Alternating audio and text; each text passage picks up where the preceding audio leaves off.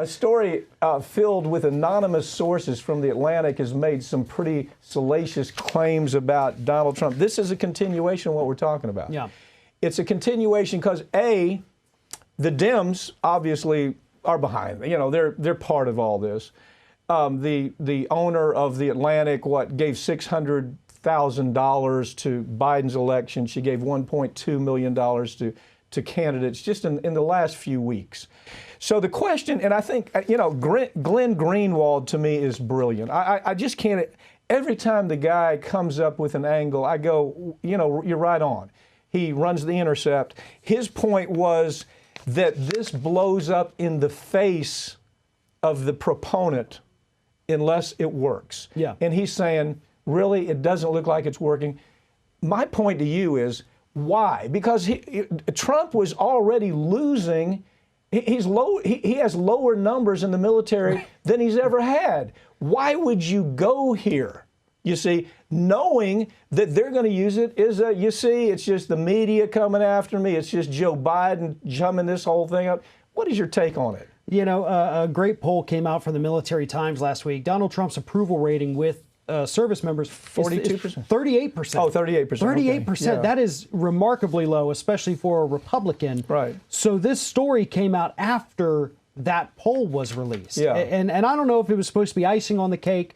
And for the record, I'll say I do believe that Trump has said these things about fallen soldiers. It wouldn't be a surprise. It falls in line with the way he is. Yeah, it wouldn't be a surprise. I saw good analysis on it from, I think it was Joshua Holland, who said, this is a character story about Trump. It's not a policy story in either way.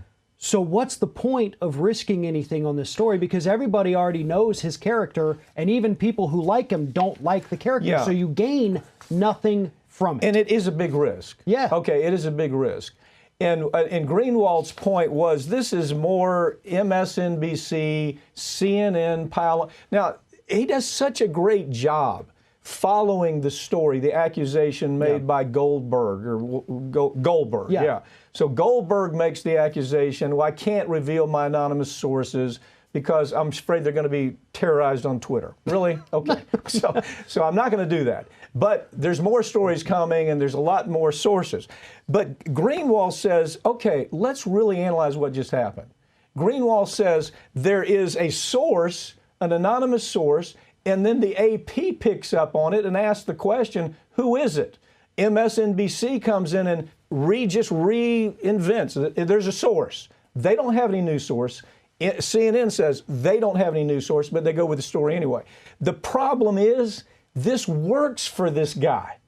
It works for Trump.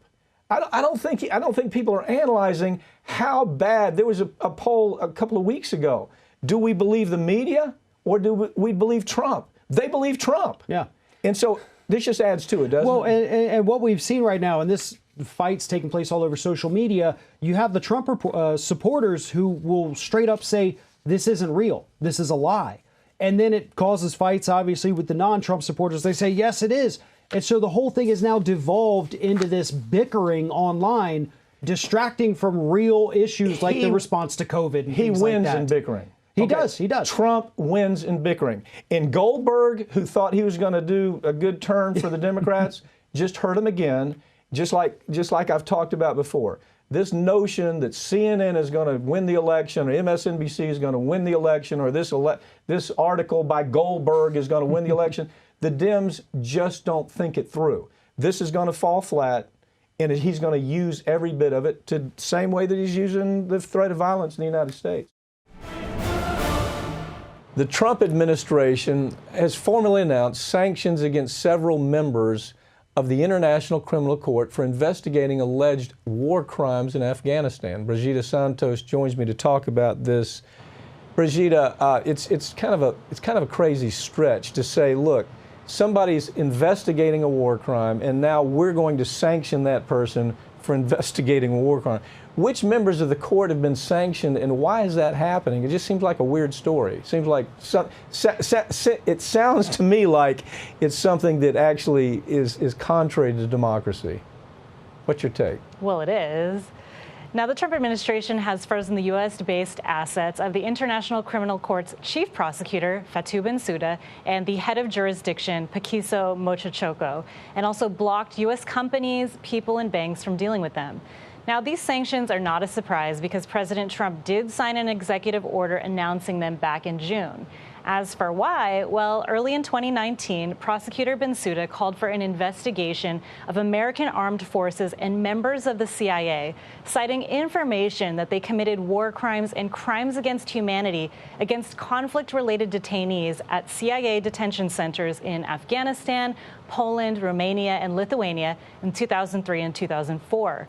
Those allegations include abuse, rape, cruel treatment, sexual violence, and torture.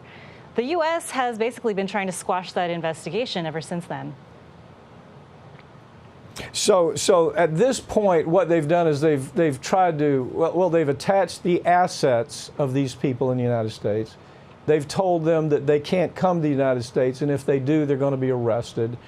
It just sounds like, you know, it sounds like let them investigate. Let's see what's real and what's not real, because at the end of the day, Trump has the authority to actually remove them. I mean, if somebody is arrested, whoever's arrested, the U.S. government can go in and take them out of detention, bring them back to the United States, and there's really no penalty. So it's odd to begin with. But I'm wondering, is there any credibility to Mike Pompeo's claim that the U.S. doesn't have to cooperate with this investigation?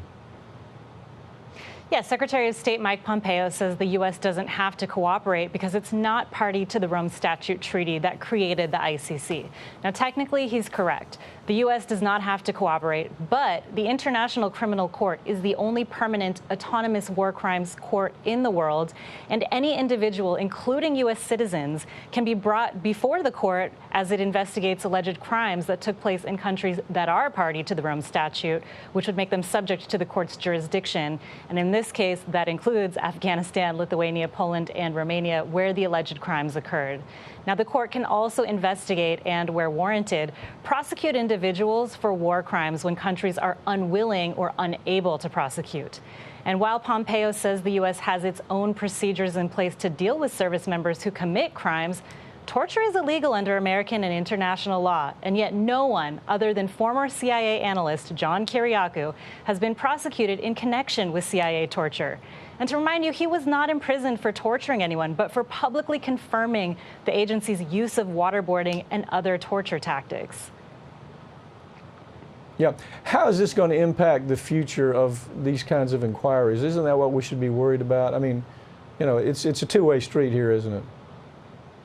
Yeah, well, the ICC is still moving forward with the investigation. Now, it's going to be hard to prosecute individuals when the U.S. has so many countries around the world that it can pressure into not cooperating with ICC extradition requests that would bring individuals from the United States to the Hague-based court for legal proceedings, because the Hague is not going to be able to come into America and extradite people. They're going to have to wait for the alleged perpetrators to potentially leave the country, go to a third-party country, and have that country then extradite them.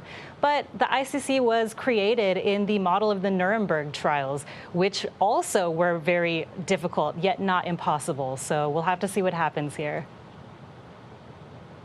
Brigida Santos, thank you for joining me. Thanks.